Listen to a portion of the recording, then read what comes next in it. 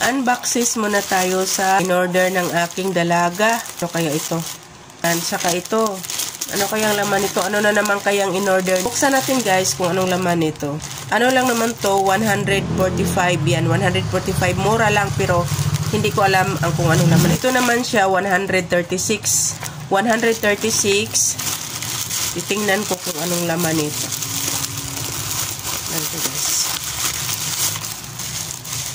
Unbox muna tayo. Ay, ito yung inano ko na para sa mata. Umorder ako ng para sa mata. Subukan ko ito guys. Subukan ko ito na para sa mata. Kung ano ba sa mata ko. Grabe, doble talagang pagka ano. Ang galing ng ano nito. Inano namin. Ito yung para sa mata. Yan. Para sa mata. Susubukan ko siya guys kung anong laman nito. Made in Chinese, hindi ko mabasa eh. Ah, Japan. Galing Japan guys. Galing Japan na ano. Susubukan ko siya kung maganda ba siya sa mata.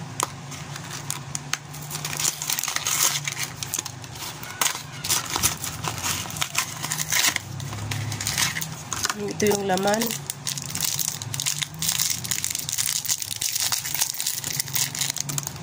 Ito yung laman. I-try ko sa mata ko guys. Try ko.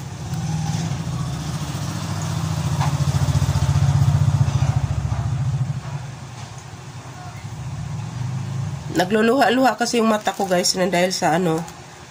Pag ano, kung okay siya, medyo maanghang na ano. Maanghang na ano. Kasi binasa ko ito siya. Bago ko siya in-order, binasa ko muna siya. Kaya maganda siya guys. Nakababad ang mata mo sa cellphone. Meron na siyang B6 E, B6 NEK. Ewan ko ano yan. Tapos ito naman, bubuksan ko ito kung ano itong laman ito.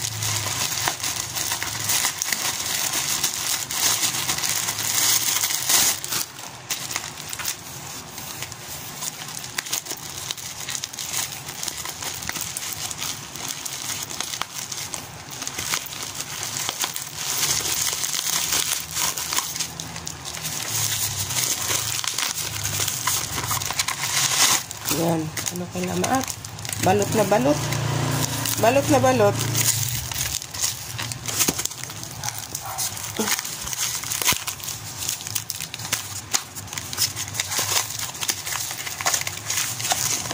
Oh. Ito yung in-order niya. Ah, para sa hairspray.